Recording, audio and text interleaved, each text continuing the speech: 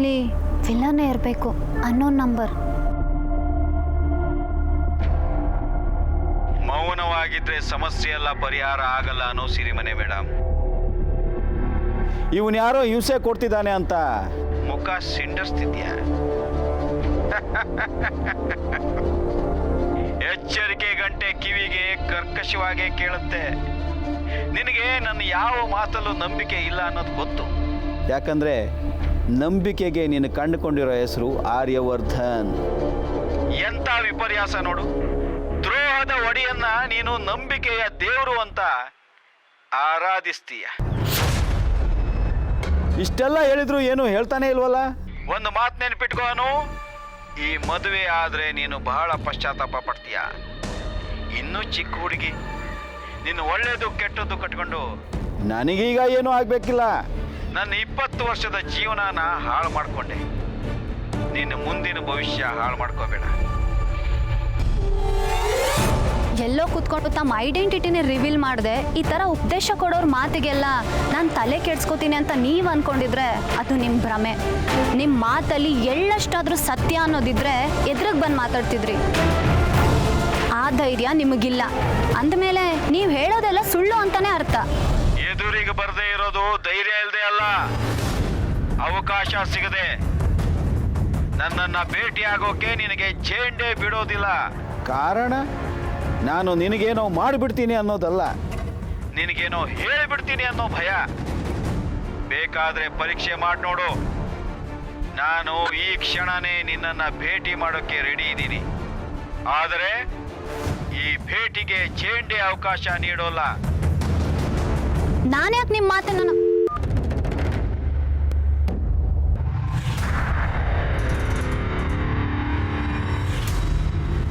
ಏನಂತೆ? ಮತ್ತದೇ ಮಾತು ಕಣೆ. ನಾನು ಅವ್ರನ್ನ ಭೇಟಿ ಮಾಡೋದಕ್ಕೆ ಜೇಂಡೆ ಸರ್ ಬಿಡಲ್ವಂತೆ. ಜೇಂಡೆ ಸರ್ ಯಾಕೆ ತಡೀತಾರೆ?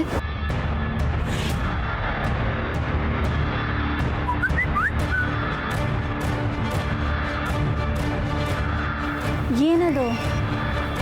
ನಿನಗೆ ಆರ್ಯವರ್ಧನ್ ಬಗ್ಗೆ ಮೊದಲನೇ ಸಲ ಸತ್ಯ ಹೇಳಿದ ವ್ಯಕ್ತಿ ಇವರು ಅಂತ ಇವ್ರ ಫೋಟೋ ಕಳಿಸಿದ್ದಾರೆ. ಇವನು ಆ ಹುಚ್ಚ ಅಲ್ವಾ?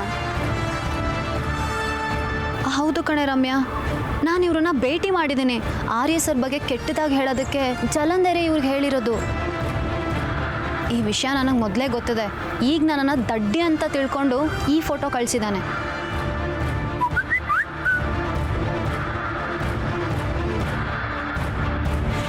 ನಾನಿರೋ ಜಾಗ ನಿನಗೆ ಕಳಿಸಿದ್ದೀನಿ. ಇನ್ನೂ ನಿನಗೆ ನನ್ನ ಮೇಲೆ ಅನುಮಾನ ಇದ್ರೆ, ಕೇಳೋಕೆ ಪ್ರಶ್ನೆಗಳು ಬಾಕಿ ಇದ್ರೆ ಯು ಆರ್ ವೆಲ್ಕಮ್ ಅನು. ಸದ್ಯಕ್ಕೆ ನಿನ್ನ ಮನಸ್ಸಲ್ಲಿ ಯಾವುದೇ ಪ್ರಶ್ನೆಗಳು ಇರಲ್ಲ. ಯಾಕಂದ್ರೆ ಆರ್ಯವರ್ಧನ್ ಪ್ರಶ್ನೆಗಳನ್ನ ಹುಟ್ಟಾಕಲ್ಲ, ಮುಚ್ಚಾಕ್ತಾನೆ. ಆದ್ರೆ ಒಂದ್ ಹೇಳ್ತೀನಿ ಕೇಳು, ನೀನು ಯಾವತ್ತಾದ್ರೂ ರಾಜನಂದಿನಿ ಯಾಕೆ ಸತ್ರು, ಹೇಗೆ ಸತ್ರು ಅನ್ನೋದನ್ನ ಯೋಚಿಸಿದೀಯಾ? ಆ ಯೋಚನೆ ನಿನಗೆ ಬರೋದಕ್ಕೆ ಅವ್ರು ಬಿಡಲ್ಲ. ಸತ್ಯ ಗೊತ್ತಾಗೋಕ್ಕಂತೂ ಯಾವತ್ತೂ ಬಿಡಲ್ಲ. ನೀನಿದನ್ನ ನಿನ್ನದೇ ರೀತಿಲಿ ಬೇಕಾದ್ರೆ ಪರೀಕ್ಷೆ ಮಾಡ್ಕೊ.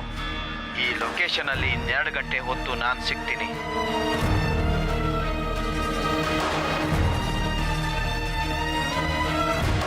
ಬಾಯಿಗೆ ಬಂದಾಗೆಲ್ಲ ಮಾತಾಡ್ತಿದ್ದಾನೆ. ಇವನನ್ನ ಹೀಗೆ ಬಿಟ್ರೆ ಮದುವೆ ಆಗೋವರೆಗೂ ಮೆಸೇಜ್ ಮಾಡ್ತಾನೆ ಇರ್ತಾನೆ ಕಣೆ. ನಾನು ಈಗಲೇ ಹೋಗಿ ಫುಲ್ ಸ್ಟಾಪ್ ಇಟ್ಟು ಬರ್ತೀನಿ. ಈಗ್ಲಾ? ನೀನು ಇದನ್ನೆಲ್ಲ ಇಗ್ನೋರ್ ಮಾಡೋದೇ ವಾಸಿ ಅನ್ಸುತ್ತೆ ಅನ್ನೋ. ಇಲ್ಲ ರಮ್ಯಾ, ಇಗ್ನೋರ್ ಮಾಡಿದಷ್ಟು ಅವ್ರ ಹಿಂಸೆ ಜಾಸ್ತಿ ಆಗುತ್ತೆ. ನಾನು ಸುಮ್ಮನೆ ಬಿಡಲ್ಲ. ಇದು ಇವತ್ತಿಗೆ ಮುಗಿಬೇಕು.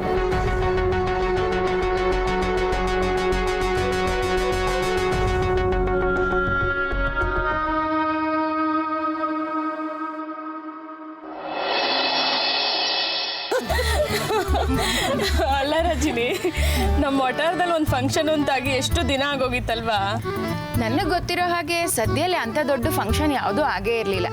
ಈಗ ಪುಷ್ಪ ಅವ್ರ ಮಗಳ ಮದುವೆನೇ ವಿಶೇಷ ಅಲ್ವಾ ಪುಷ್ಪ ಅವರೇ? ಪುಷ್ಪಕ್ಕ, ಹೇಗೆ ನಡೀತಿದೆ ಮಗಳ ಮದುವೆ ತಯಾರಿ? ಇದೇನು ಮಾತು ಅಂತ ಹೇಳ್ತಿದೆ? ತಯಾರಿ ಆಗದೆ ಇರತ್ತಾ? ಅಲ್ಲ ಪುಷ್ಪಕ್ಕ, ಅಷ್ಟು ದೊಡ್ಡ ಮನೆಗೆ ಮಗಳನ್ನ ಕೊಡ್ತಿದ್ದೀರಾ, ಅದ್ರ ತಕ್ಕನಾಗೆ ಮಗಳನ್ನ ಕಳಿಸ್ಕೊಡ್ತೀರಾ? ಅವರು ದೊಡ್ಡ ಶ್ರೀಮಂತರೇ, ಹಾಗಂತ ನಾನು ನನ್ನ ಮಗಳನ್ನ ಚಿನ್ನ ತೊಟ್ಲಲ್ಲಿ ಕಳ್ಸೋಕ್ಕಾಗುತ್ತಾ? ಅಲ್ಲ ಪುಷ್ಪ ಅವರೇ, ಅವಳು ಹೇಳ್ತಿರೋದೇನೆಂದ್ರೆ ಮಗಳಿಗೆ ಮಾಡೋ ಶಾಸ್ತ್ರಗಳನ್ನೆಲ್ಲ ಮಾಡಲೇಬೇಕಲ್ವಾ. ವರ್ಧನ್ ಮನೆತನದ ಶ್ರೀಮಂತಿಕೆಗೆ ಸರಿ ತಗೋ ಹಾಗೆ ಮಾಡೋಕ್ಕಾಗದೆ ಹೋದ್ರೂ ಒಂದಿಷ್ಟು ಚಿನ್ನ ಸೀರೆ ಅಂತನಾದ್ರೂ ಮರ್ಯಾದೆ ಮಾಡಲೇಬೇಕಲ್ವಾ ಮಗಳಿಗೆ. ಹ್ಞೂ, ಅದನ್ನೇ ನಾನು ಹೇಳಿದ್ದು.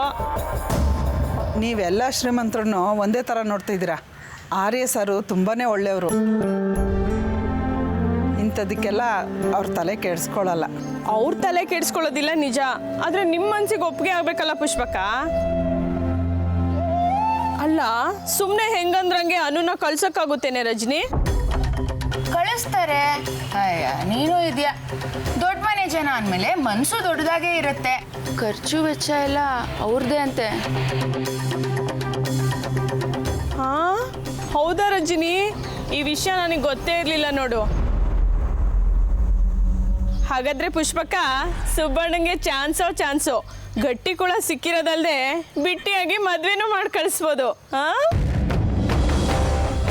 ಇರ್ಲಿ ಬಿಡೆ, ಹೋದ ಮದ್ವೆಯಲ್ಲಿ ಸುಬ್ಬಣ್ಣಗೆ ಸಿಕ್ಕಾಪಟ್ಟೆ ಲಾಸು. ಆ ಸಾಲನೆಲ್ಲ ಇನ್ನ ತೀರ್ಸಿದಾರೋ ಇಲ್ವೋ. ಅಂಥದ್ರಲ್ಲಿ ಮತ್ತೊಂದು ಮದ್ವೆಗೆ ಅವರಾದ್ರೂ ಎಲ್ಲಿಂದ ಕಾಸು ಹೊಂದಿಸ್ಬೇಕು? ಅಲ್ವಾ ಪುಷ್ಪ ಅವರೇ?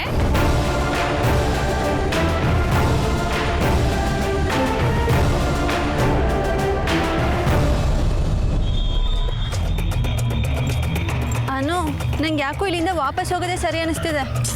ಹೇಳಿದನ್ನೇ ಹೇಳ್ತಿರ್ಬೇಡ್ವೆ. ಇದಕ್ಕೆಲ್ಲ ಫುಲ್ ಸ್ಟಾಪ್ ಇಡೋವರೆಗೂ ನನಗೆ ಸಮಾಧಾನ ಇಲ್ಲ. ಹಂಗಲ್ಲ ಅನು, ಮದುವೆ ಕೆಲಸನೇ ಎಷ್ಟೊಂದಿದೆ. ಇದ್ಯಾವುದೋ ಬೇಡದಿರೋ ವಿಷಯನ ಮೈ ಮೇಲೆ ಹೇಳ್ಕೊತಿದ್ದೀವಿ ಅನ್ಸಲ್ವಾ? ಯಾವುದೇ ಬೇಡ್ದಿರೋದು? ಯಾವನ ಆರ್ಯ ಸರ್ ಬಗ್ಗೆ ತಪ್ಪಾಗಿ ಮಾತಾಡ್ತಿದ್ದೆ, ಅದನ್ನು ಸಹಿಸ್ಕೊಂಡು ನಾನು ಹೇಗೆ ಸುಮ್ಮನೆ ಇರಲಿ? ನಾನು ಅವನನ್ನ ಭೇಟಿ ಮಾಡೇ ಮಾಡ್ತೀನಿ. ಅವ್ನು ಯಾವತ್ತೂ ನನ್ನ ಸಹವಾಸಕ್ಕೆ ಬರಬಾರ್ದು. ಏನೇ ಒಳ್ಳೆ ಗ್ಯಾಂಗ್ಸ್ಟರ್ ಥರ ಮಾತಾಡ್ತಿದ್ಯಾ? ನಾನಲ್ಲ ಕಣೆ, ಅವನು ಹಾಗೆ ಹೇಳ್ತಿದ್ದಾನೆ. ನೀನೇ ಹೇಳು, ಆರ್ಯ ಸರ್ ಅಂತವ್ರಾ? ನಾನು ಅವನನ್ನ ಭೇಟಿ ಮಾಡೋದಕ್ಕೂ ಮೊದಲು ಈ ಹುಚ್ಚನ್ನ ಭೇಟಿ ಮಾಡಿ ಜಲಂಧರ್ ಮಾತನ್ನ ಕೇಳ್ಬೇಡ ಅಂತ ಹೇಳ್ತೀನಿ. ಪಾಪ ಕಣೆ ಆ ಹುಚ್ಚ, ಅವನನ್ನ ಎಂತೆಂಥದಕ್ಕೆ ಬಳಸ್ಕೊತಿದ್ದಾರೆ ಇವರು.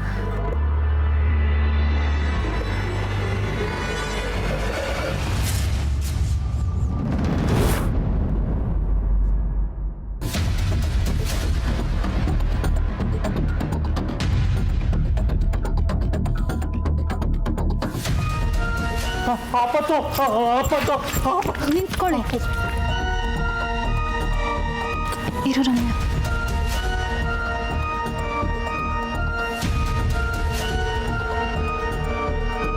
ತಗೊಳ್ಳಿ.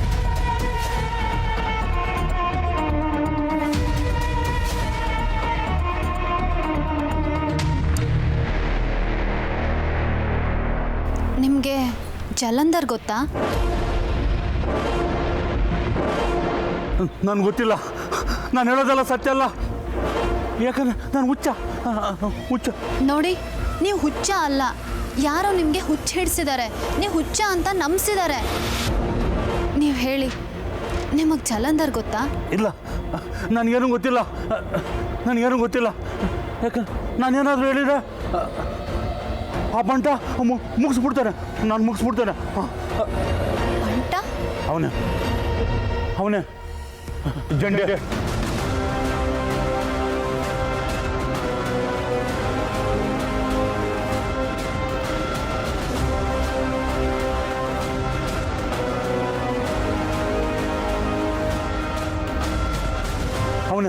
ಅವನು ನಾನು ಸಾಯಿಸ್ಬಿಡ್ತಾನೆ. ನಾನು ನಿಮ್ಮ ಹತ್ರ ಜಲಂಧರ್ ಬಗ್ಗೆ ಕೇಳ್ತಿರೋದು. ನೀವು ನೋಡಿದ್ರೆ ಜೇಂಡೆ ಬಗ್ಗೆ ಹೇಳ್ತಿದ್ದೀರಲ್ಲ. ನೋಡಿ, ನೀವು ಹೇಳಿದನ್ನೆಲ್ಲ ನಾನು ನಂಬ್ತೀನಿ, ಆದರೆ ದಯವಿಟ್ಟು ನಿಜಾನ ಹೇಳಿ. ಇಲ್ಲ, ನಾನು ಬದುಕಬೇಕು. ನಾನು ಯಾವುದೂ ಸತ್ಯ ಗೊತ್ತಿಲ್ಲ. ನಾನು ಹುಚ್ಚ.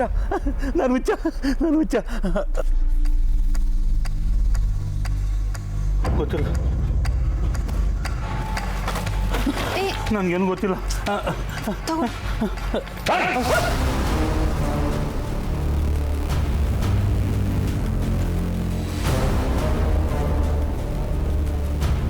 ನೀನು ಇಲ್ಲೇನೋ ಮಾಡ್ತಿದ್ಯಾ? ನಿಂಗೆ ಮನೆಗಿನ ಎಲ್ಲ ವ್ಯವಸ್ಥೆ ಮಾಡಿಕೊಟ್ಟಾಯ್ತಲ್ಲ, ಇನ್ನು ರೋಡ್ ಅಲ್ಲಿ ಬಿಟ್ಟಿಲ್ವಾ? ಹೋಗ ಅಲ್ಲಿಂದ.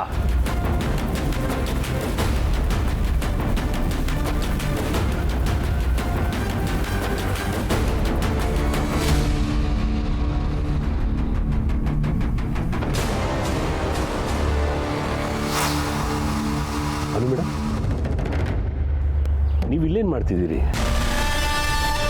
ನಾನು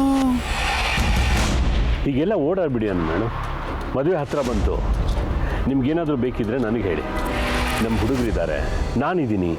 ಸರ್, ಆ ಹುಚ್ಚ ಅವನ್ನ ನೋಡಿದ್ರೆ ಅವ್ರು ಯಾರಿಗೂ ತೊಂದರೆ ಕೊಡೋ ಥರ ಕಾಣಲ್ಲ. ನೀವು ಯಾಕೆ ಅವ್ರನ್ನ ಹಾಗೆ ಗದರ್ತೀರಾ? ನೀವು ತುಂಬ ಒಳ್ಳೆಯವರು, ಹಾಗಾಗಿ ನಿಮ್ಮ ಕಣ್ಣಿಗೆ ಎಲ್ಲರೂ ಒಳ್ಳೆಯವರಾಗೆ ಕಾಣ್ತಾರೆ. ಮೇಲ್ನೋಟಕ್ಕೆ ಒಳ್ಳೆಯವರಾಗಿ ಕಾಣೋರೆಲ್ಲ ನಿಜವಾಗ್ಲೂ ಒಳ್ಳೆಯವರಾಗಿರೋದಿಲ್ಲ ಅನ್ನು ಮೇಡಮ್. ಅವನು ಹುಚ್ಚುಚ್ಚಾಗಿ ಏನೇನೋ ಮಾತಾಡ್ತಿರ್ತಾನೆ. ನೀವು ಬನ್ನಿ, ಮನೆಗೆ ಡ್ರಾಪ್ ಮಾಡ್ತೀನಿ. ಇಲ್ಲ ಸರ್, ನಂಗೆ ಸ್ವಲ್ಪ ಕೆಲಸ ಇದೆ. ಏನು ಕೆಲಸ? ಮೆಡಿಕಲ್ಗೆ ಹೋಗಬೇಕು ಸರ್. ಅಪ್ಪಂಗೆ ಮಾತ್ರೆ ತಗೋಬೇಕಿತ್ತು. ನಿಮ್ಗೇನು ಬೇಕಾಗಿದೆಯೋ ಅದನ್ನು ನನಗೆ ಮೆಸೇಜ್ ಮಾಡಿ, ನನ್ನ ಮನೆಗೆ ಕಳಿಸ್ಕೊಡ್ತೀನಿ. ಪ್ಲೀಸ್.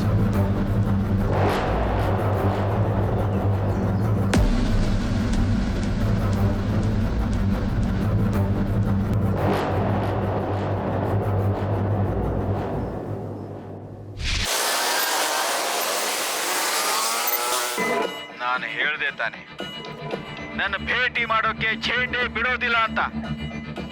ಹಾಗೆ ಆಯ್ತು.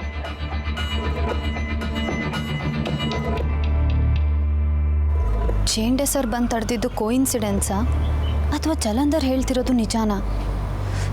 ಇಲ್ಲ, ಇದ್ರ ಮೇಲೆ ಜಲಂಧರ್ ಹೇಳ್ತಿರೋದು ನಿಜ ಅಂತ ನಿರ್ಧಾರ ಮಾಡೋದಕ್ಕಾಗಲ್ಲ. ಚೇಂಡೆ ಸರ್ ಬಂದು ತಡೆದ್ರು, ಜಲಂಧರ್ ಬಗ್ಗೆ ಏನೂ ಹೇಳಲಿಲ್ಲ. ಅನು, ನೀನು ಇದ್ರ ಬಗ್ಗೆ ಎಲ್ಲ ಆ್ಯಂಗಲಿಂದನೂ ಯೋಚನೆ ಮಾಡ್ತಿದ್ರೆ ನನಗೆ ತಲೆನೋವು ಬಂದಂಗೆ ಆಗ್ತಿದೆ. ಇದು ಹುಡುಗಾಟ ಅಲ್ಲ ರಮ್ಯಾ. ಸಾರಿ, ನಾ ಹುಡುಗಾಟ ಅಂತ ಹೇಳಿಲ್ಲ. ಆದರೆ ನೀನು ಇದ್ರ ಬಗ್ಗೆ ಜಾಸ್ತಿ ತಲೆ ಕೆಡಿಸ್ಕೊಂಡ್ರೆ ನಿನ್ನ ನೆಮ್ಮದಿನೇ ಹಾಳು ಅಲ್ವಾ? ಇದು ಕುತ್ರ ಸಿಗಲಿಲ್ಲ ಅಂದರೆ ಇನ್ನೂ ನೆಮ್ಮದಿ ಹಾಳಾಗುತ್ತೆ ಕಣೆ. ಆರ್ಯ ಸರ್ ಬಗ್ಗೆ ಯಾರೇ ನೆಗೆಟಿವ್ ಆಗಿ ಮಾತಾಡಿದ್ರು ಅದನ್ನು ನಾನು ಸಹಿಸ್ಕೊಳ್ಳಲ್ಲ ರಮ್ಯಾ. ಅದರಲ್ಲೂ ಇನ್ನು ಮೇಲಂತೂ ನೋವೇ ಅವ್ರು ಎಷ್ಟು ಒಳ್ಳೆ ವ್ಯಕ್ತಿ ಅನ್ನೋದು ನನಗೆ ಗೊತ್ತು. ಅವ್ರ ವ್ಯಕ್ತಿತ್ವಕ್ಕೆ ಒಂದು ಚಿಕ್ಕ ಬ್ಲ್ಯಾಕ್ ಮಾರ್ಕ್ ಬರೋದಕ್ಕೆ ಸಹ ನಾನು ಬಿಡೋದಿಲ್ಲ.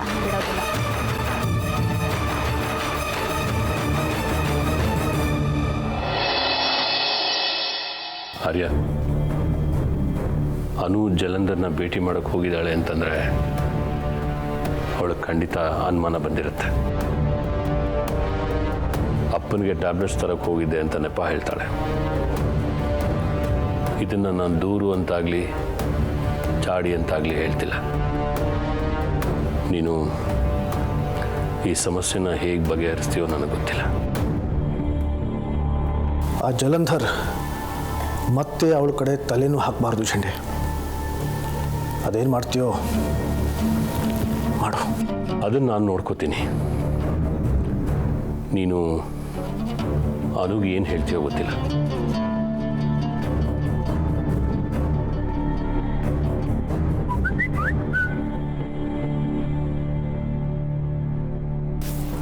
ಅನು,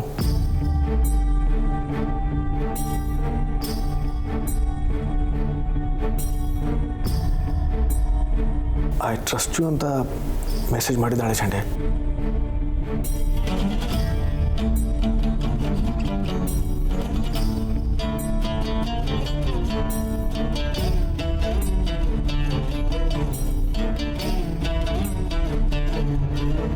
ಚಂಡೆ,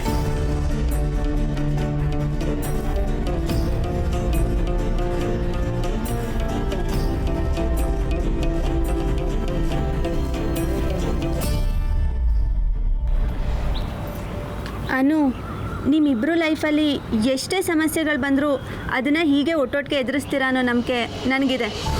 ಬರೀ ಎದುರಿಸೋದಲ್ಲ, ಗೆದ್ದೇ ಗೆಲ್ತೀರಾ. ನಾಳೆ ನಿಮ್ಮ ವೆಡ್ಡಿಂಗ್ ಕಾರ್ಡ್ ರಿವೀಲ್ ಮಾಡಬೇಕು ಅಂತ ಹೇಳಿದೆ ಅಲ್ವಾ? ಆಗ ಅವ್ರ ಹತ್ರ ಮನಸ್ಸು ಬಿಚ್ಚಿ ಮಾತಾಡು.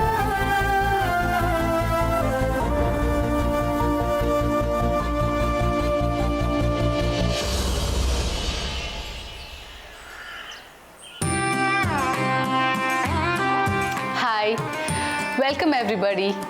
ಎಲ್ರಿಗೂ ಸ್ವಾಗತ. ಸ್ಪೆಷಲಿ ಸಿರಿಮನೆ ಆ್ಯಂಡ್ ಫ್ಯಾಮಿಲಿ ಅವ್ರಿಗೆ. Anu, Mr and Mrs Sirimane, a heartily welcome to you.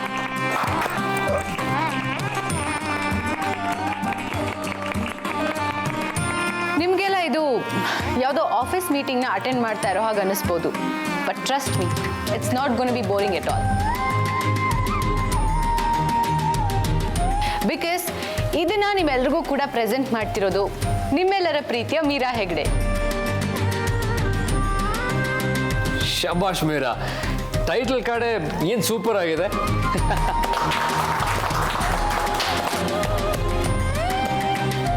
ಈ ಥರ ಗಿಮಿಕ್ ಎಲ್ಲ ನಿನಗೂ ಇಷ್ಟ ಆಗುತ್ತೆ ಅಲ್ಲ? ಗಿಮಿಕ್ಕ? ಇದ್ರಲ್ಲಿ ಗಿಮಿಕ್ ಏನು ಬಂತು? ಮಾನ್ಸಿ ಮ್ಯಾಮ್, ಏನಾದರೂ ಹೇಳೋದಿತ್ತಾ? ನೋ ಮೀರಾ, ಮೀರಾ ಹೆಗ್ಡೆ ಪ್ರೆಸೆಂಟೇಷನ್ನ ತುಂಬ ಚೆನ್ನಾಗಿ ಮಾಡ್ತಾಳೆ ಅಂತ ಹರ್ಷಾಗಿ ಹೇಳ್ತಿದ್ದೆ ಅಷ್ಟೇ. Thank you. ವೆಲ್ಕಮ್.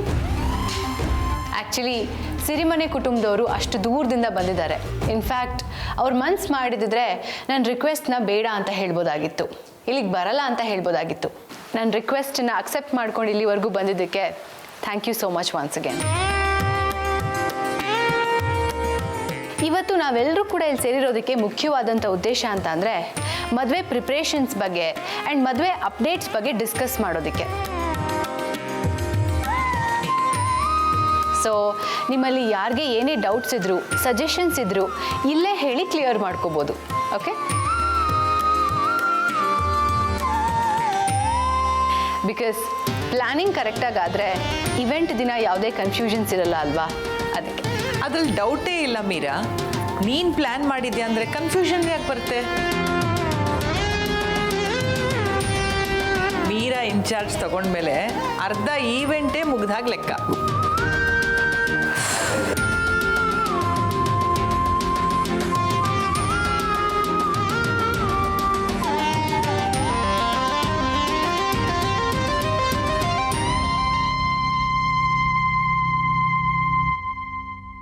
ನಿಮ್ಮನ್ನೆಲ್ಲ ಜಾಸ್ತಿ ಹೊತ್ತು ಕಾಯಿಸೋದಕ್ಕೆ ನನಗಿಷ್ಟ ಇಲ್ಲ.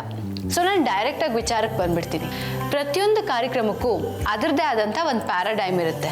ಪ್ಯಾರಾಡೈಮ್ ಅಂದರೆ ರಚನೆ, ಚೌಕಟ್ಟು.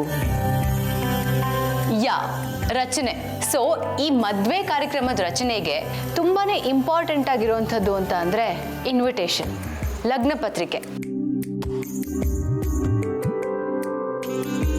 ಇದು VVIPs ಎಲ್ಲ ಸೇರೋವಂಥ ಒಂದು ಇವೆಂಟ್ ಆಗಿರೋದ್ರಿಂದ ಪ್ರತಿಯೊಬ್ಬರಿಗೂ ಕೂಡ ಈ ಲಗ್ನ ಪತ್ರಿಕೆನೇ ಒಂದು ಎಂಟ್ರಿ ಇದ್ದ ಹಾಗೆ. ಬೇಸಿಕಲಿ ನಮ್ಮೆಲ್ಲರ ಸಂಭ್ರಮ ಹಾಗೆ ಸಡಗರದ ಬೇಸಿಕ್ ಸ್ಟೆಪ್ ಅಂತ ಹೇಳ್ಬೋದು ಈ ಇನ್ವಿಟೇಷನನ್ನು.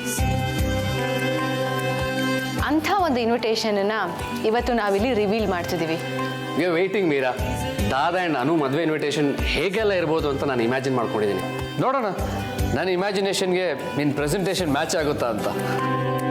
ಓಕೆ ಸರ್, ಹಾಗಾದರೆ ನಮ್ಮ ಆರ್ಯಾನುರಾಗ ವೆಡ್ಡಿಂಗ್ ಇನ್ವಿಟೇಷನ್ನ ರಿವೀಲ್ ಮಾಡೋಣ. ಏನು? ಆರ್ಯಾನುರಾಗನ? ಓಹ್, ಐ ಆಮ್ ಸೋ ಸಾರಿ. ನಿಮಗೆ ಆರ್ಯಾನುರಾಗ ಅಂದರೆ ಏನು ಅಂತ ಹೇಳಿಲ್ಲ ಅಲ್ವಾ? ನಮ್ಮ ಈ ಇಡೀ ಇವೆಂಟ್ ಹೆಸರು ಆರ್ಯ ಅನು ರಾಗ. ಆರ್ಯಾನುರಾಗ. ಇವರಿಬ್ಬರ ಪ್ರೀತಿಯ ಸೆಲೆಬ್ರೇಷನ್ಗೆ ನಾವಿಟ್ಟಿರೋ ಹೆಸರು. ಸಖತ್ತಾಗಿದೆ.